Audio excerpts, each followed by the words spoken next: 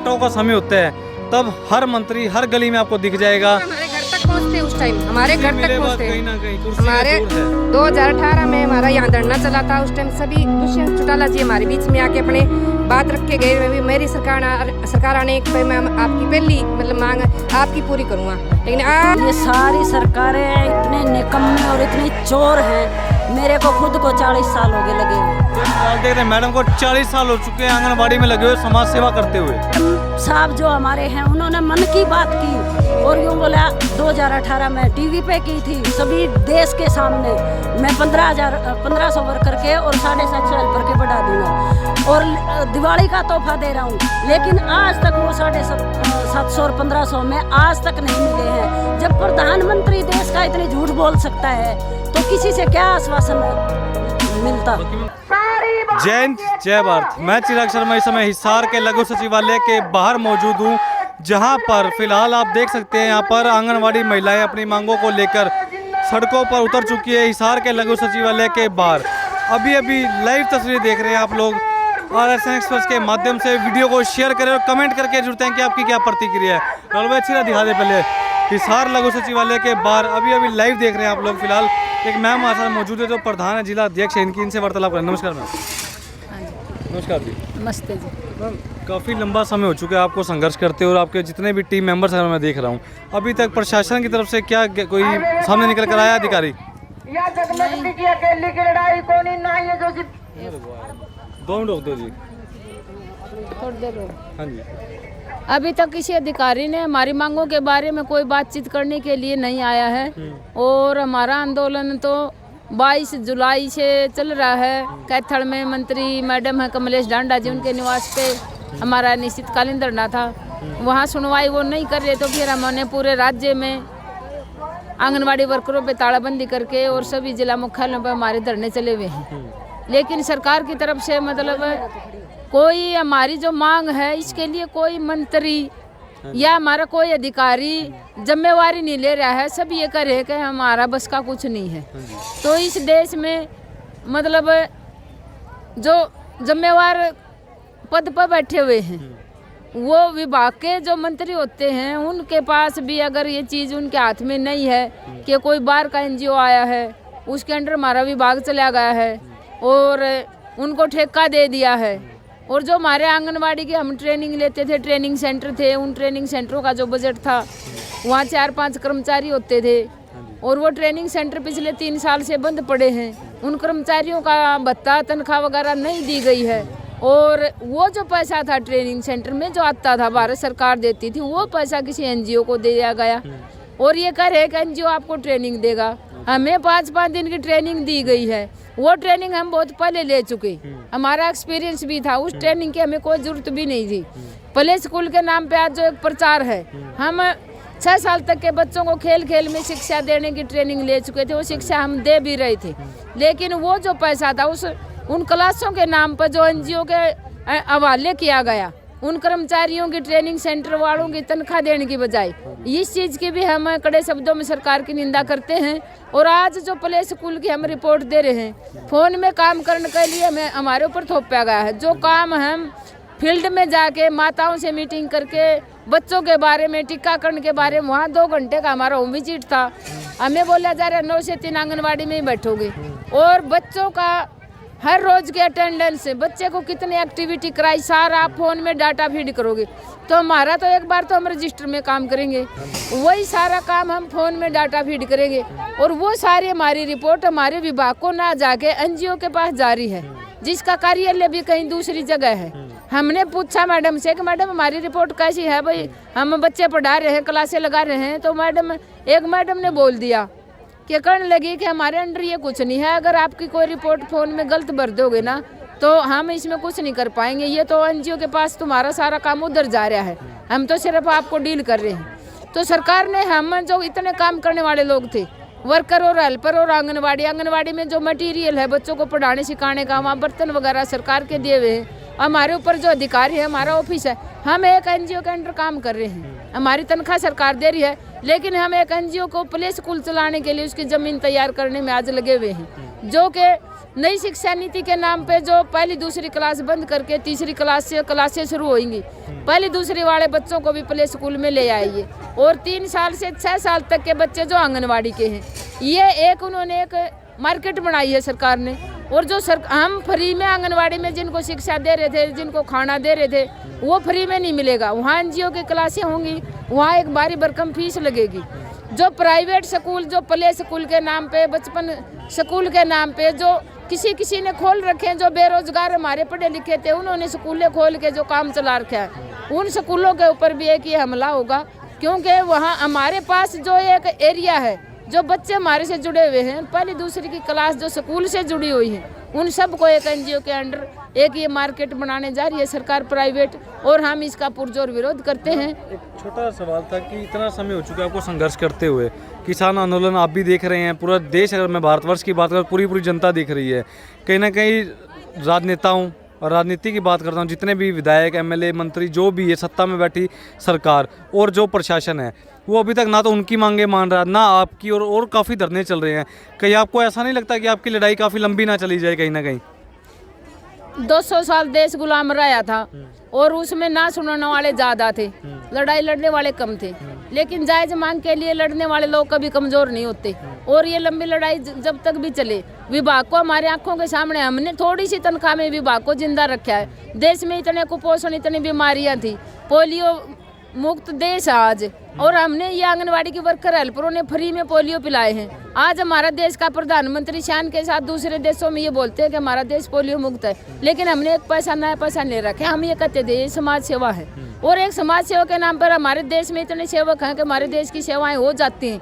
आज वो जो चीज़ें हम फ्री में जो जनता को दे रहे थे, सरकार ये नहीं चाहती कि ये फ्री जो सेवा है जनता को मिल रही है ये मिलती रहे, क्योंकि आंगनवाड़ी ना रहेगी तो जो सेवा हम दे रहे हैं वो तो लोग पैसे में खरीदेंगे। तो कितना लंबा चले ये संघर्ष, लेकिन हमारी आंखों के सामने जिस विभाग को हमने खून पसीने से सींचा है, उसको हम खत्म होते नहीं देखना चाहते, चाहे कितनी बड़ी कुर्बानी देनी पड़े। पहले अच्छी तरह चारों तरफ कैमरा घुमा दे, भारी संख्या में, इतना समय नहीं हो चुका है संघर्ष करते हुए, फिलहाल अच्छी तरह दिखा दे सामने एक बार। काफ़ी भारी भीड़ यहाँ पर महिलाओं की अपनी मांग को लेकर, ना जाने क्या कारण है, वैसे थोड़ा अब ना जाने क्या कारण है, सबसे बड़ा सवाल यही उठता है कहीं ना कहीं कि इतना लंबा समय हो चुका है संघर्ष करते हुए। फिलहाल कुछ और महिलाएं मौजूद है, एक बार उनसे भी वार्तालाप करने की कोशिश करते हैं और जानते हैं। नमस्कार मैम। मैम, इतना लंबा समय हो चुका है संघर्ष करते हुए, अब उम्मीद है प्रशासन इतने ज्ञापन सौंप चुके हैं आप लोग? हाँ जी। कोई फैसला आया इनकी तरफ से? कोई सरकार नहीं की जी, तरफ से अभी आया तक तो सरकार की तरफ से हमें कोई भी आश्वासन नहीं दिया गया जी। और क्या कारण मानते हैं इतनी ढिलाई क्यों बढ़ती जा रही है, जबकि सत्ता में बैठी सरकार और प्रशासन दावा करते हैं कि कोई भी व्यक्ति, अगर मैं बात करता हूँ कोई भी कर्मचारी को हम भूख नहीं मरने देंगे, बढ़िया सुविधाएं देंगे। सुविधाओं के नाम पर देख सकते हैं ये हालात हो चुके हैं। सरकारी भ्रष्ट है जी, या क्या किसकी मांगे मानेगी, क्योंकि इसको शर्म नहीं आती। अगर बेटी बचाओ बेटी पढ़ाओ एक साइड तो नारा लगने लग रहा है, और दूसरी साइड बेटियां रोड पर घूम रही है, रो रही हैं, क्या करे सरकार काम। और 22 जुलाई से हमारा धरना चल रहा है अनिश्चितकालीन, जो कैथल में है, और अब 1 अक्टूबर से हर जिला वाइज हमारा धरना प्रदर्शन चल रहा है, लेकिन आज तक किसी सरकार में किसी भी कर्मचारी ने हमारी कोई भी सुध नहीं ली है। अगर आप भी कर्मचारी हैं आंगनवाड़ी, आपको कितना समय हो चुका है वैसे कार्य करते हुए, सहयोग देते हुए अपना? हमें 15 साल हो गए जी। हाँ जी मैम, आपने काफ़ी लंबा समय देखा, समय बदलते हुए भी। अगर मैं बात करता हूँ सामाजिक तौर पर, एक आंगनवाड़ी महिला का इतना बड़ा सहयोग रहता है समाज के अंदर, बढ़िया, अगर मैं बात करूँ आगे बढ़ाने, विकास करने में, पर उस समय क्या बीती जब सरकार और प्रशासन की तरफ से ऐसे हालात कर दिए जाते हैं कि समाज सेवा वाले व्यक्ति ही सड़कों पर आ जाते हैं? कैसा लगता है उस समय? मरा तो जाता नहीं और कसर बाकी को नहीं, जबकि जो हमारे मानदेय है इसमें 80% विधवा हैं, और उनने बच्चे पालने मुश्किल हो रहे हैं, और वो भी हमारा समय पर नहीं मिल रहा, और फिर हम रोड पर घूम रहे, बच्चे हमारे घर बिलक रहे हैं। तो क्या हमारा मतलब करेगी सरकार? सरकार को शर्म आनी चाहिए। ये बेटियां हैं, वह भी सरकार में जो ऊपर बैठे हैं वह भी किसी माँ के पैदा किए हुए हैं, लेकिन उनको शर्म ही नहीं आती इस बात की। क्या करें हम, कहाँ जाएं? हमें मतलब कोई भी सुनवाई नहीं किसी भी प्रकार की। नमस्कार। कितना लंबा समय हो चुका है आपको संघर्ष करते हुए जी? तो मैं तो 14 साल से लगी हूँ जी, मैं तो उसी टाइम से लग रही है जी 14 साल से, और उससे पहले भी 20 साल से वर्कर लग रही है जी। ये 100 रुपये से काम करना स्टार्ट किया था उन्होंने, आज ये बड़ी मुश्किल से संघर्ष कर करके उन्होंने 11,000 या 10,000 रुपये आई है जी अभी। तो जो मतलब सरकार को हमारे से इतना मतलब कोऑपरेट हम सरकार को करते हैं, हर प्रकार की रिपोर्टें जो हम मतलब 0 से लेके 6 साल तक के 18 साल तक के बच्चों की रिपोर्ट देते हैं, वो हमारे एरिया में जाके कोई भी सही रिपोर्ट नहीं दे सकता। जो एक्चुअल रिपोर्ट जाती है वो आंगनवाड़ी वर्कर के द्वारा ही जाती है। अगर आज हम ये काम नहीं करते, जो जितनी भी इस महीने में रिपोर्ट जाएंगी तो वो सारी फेंक जाएंगी। तो मैम एक सवाल ये भी था कि प्रशासन जो सरकार है उन्होंने एक NGO ला के खड़ा कर दिया बीच में आंगनवाड़ी महिलाओं के बीच में, ये NGO क्या कारण मानती है? कोई ना कोई झोल है, कोई भ्रष्टाचार का ले लीजिए, कोई किस प्रकार का रोल? तो सर क्या बताएं, ये है कि सरकार बीजेपी की सरकार है तो वो चाह रही है, वो काम हो रहा है। NGO ने तो खरीदा है ये, उन्होंने तो पैसे भर के ये एक किस्म का ठेका ले लिया जी। कहीं ना कहीं अगर आंगनवाड़ी भी करता हूँ वो भी NGO की तरह ही है, अपना कार्य बखूबी तौर से निभाता। और हजारों सालों से अगर मैं बात करता हूँ, काफ़ी लंबे समय से अगर आंगनवाड़ियों की, जिस टाइम प्राइवेट स्कूल भी नहीं खुले थे उस टाइम NGO ये आंगनवाड़ी होते थे। 2 अक्टूबर 1975 में उस पे जन्मदिन पे 1975 में ये बना था जी। ये WHO के थ्रू ये स्कीम बनाई गई जी, सारे मतलब इंडिया में जी। तो आप ये बात मानते कहीं ना कहीं जितनी महिलाएं हैं जो आपकी सेवा कर रही है व्यर्थ गई है कहीं ना कहीं?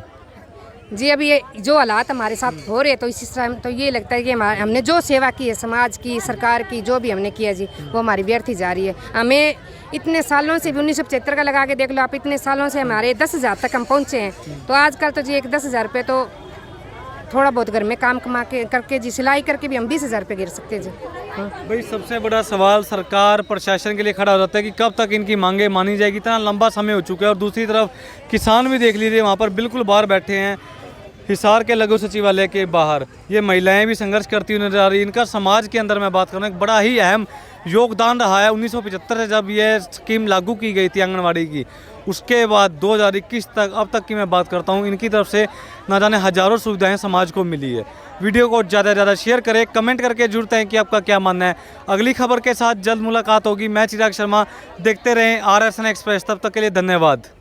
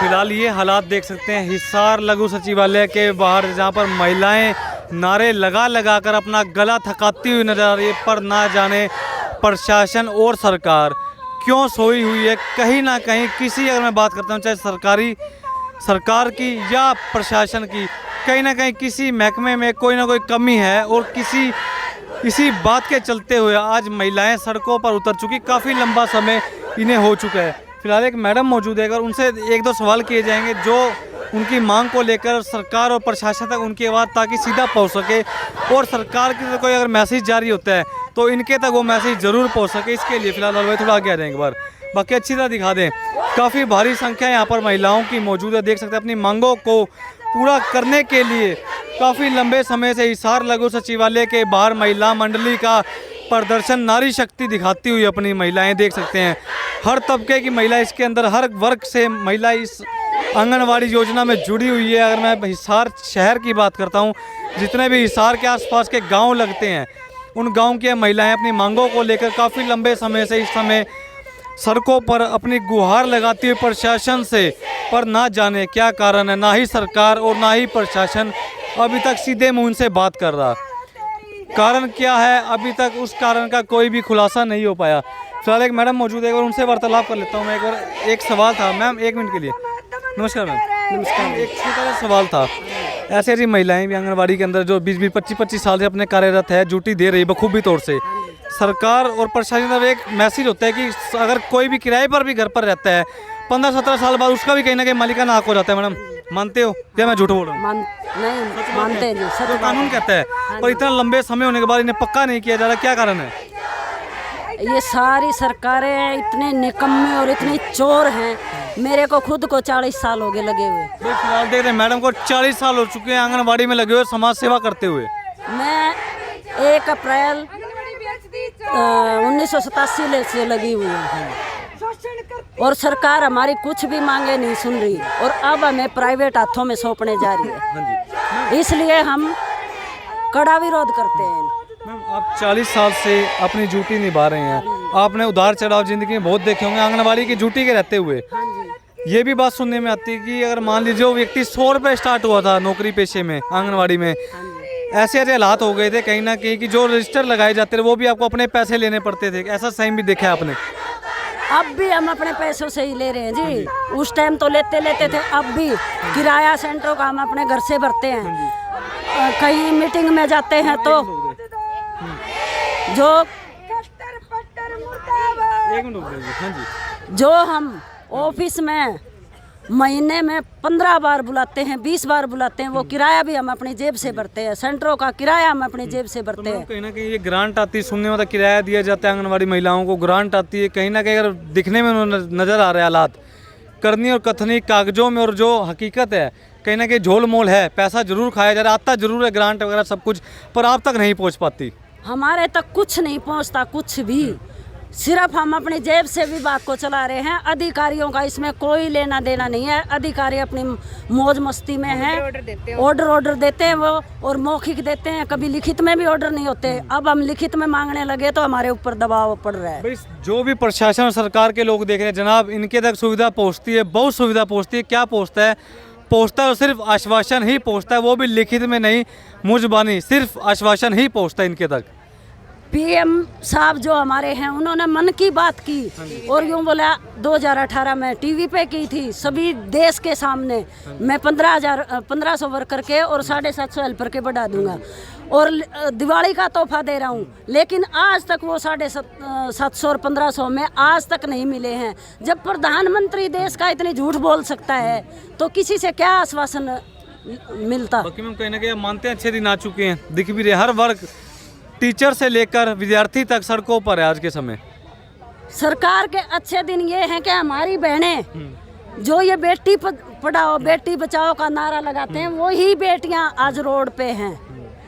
और जुलाई 2022 से 22 जुलाई 2021 से हम मंत्री कमलेश ढांडा के आवास पे बैठे हैं और उस दौरान हमारी एक बहन को भी टर्मिनेट किया हुआ है और मंत्री ने ना हमारे से मंत्री मिलना चाहती है, ना कोई भी नहीं मिलना चाहता है। हमारा लगातार धरना चल रहा है, इसके ऊपर धरना चल रहा है, उसके बावजूद भी मंत्री हमारे सामने एक बार भी आके वहाँ पे विचार नहीं पूछे हमारे। जब वोटों का समय होता है तब हर मंत्री हर गली में आपको दिख जाएगा, हमारे घर तक पहुँचते उस टाइम, हमारे घर तक पहुँचते कहीं ना कहीं कुर्सी हमारे दूर है। 2018 में हमारा यहाँ धरना चला था, उस टाइम सभी दुष्यंत चौटाला जी हमारे बीच में आके अपने बात रख के गए। मेरी सरकार आने पे मैं आपकी पहली मतलब मांग आपकी पूरी करूँगा, लेकिन आज तक हाँ, अब तो देख लो वो खुद उप मुख्यमंत्री है। 2018 में सब ने दुष्यंत चौटाला, संपत सिंह और अभय चौटाला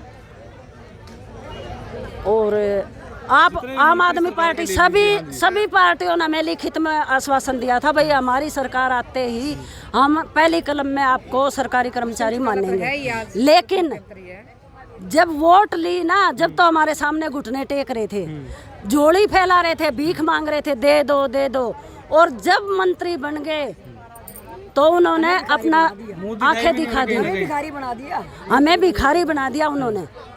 हम अब उनसे भीख मांग रहे हैं, हमारा कुछ तो कर दो, कुछ तो कर दो, लेकिन अब भी उनके कान तक जो नहीं रेंगती, हमारे पास कोई आके भी नहीं जागता सरकार का आदमी के ये क्या कह रहे हैं, क्या कर रहे हैं। भाई कोई कुछ तो आश्वासन दे, जब विपक्ष में होके आ सकते थे तो आज पक्ष ये सरकार इनकी है तो आज क्यों नहीं आ रहे? आ जाना चाहिए इनको। कहीं ना कहीं सबसे बड़ा सवाल लाजमी उठता है जनाब, इतना समय हो चुका है इन महिलाओं को, इसमें हर वर्ग की महिला आपको मिल जाएगी, कोई किसी की माँ बेटी बहन, हर वर्ग का हर तबके का कहीं ना कहीं ताल्लुकात इन महिलाओं के साथ है। भारी भीड़ यहाँ पर हिसार लघु सचिवालय के बाहर है और काफ़ी लंबा समय इन्हें हो चुका है अपनी मांगों को लेकर, पर ना जाने प्रशासन और सरकार क्यों सोया पड़ा है अभी तक। इनकी एक मांग के लिए जनाब कोई आला अधिकारी, बड़ा सत्ताधारी, अगर कोई पॉलिटिकल व्यक्ति सामने निकल कर आ जाए, एक बार सुन तो ले इनकी मांग। इनकी छोटी सी मांग यही है, एक बार हमारी मांगे सुने। कोई आपको लगता है कोई 19-21 मांग के अंदर है तो आप सलाह मशवरा करें, बैठकर वार्तालाप कर इस मामले का हल निकाल पाए। वीडियो को ज़्यादा से ज़्यादा शेयर करें, कमेंट करके जरूर बताएं कि आपका क्या मानना है।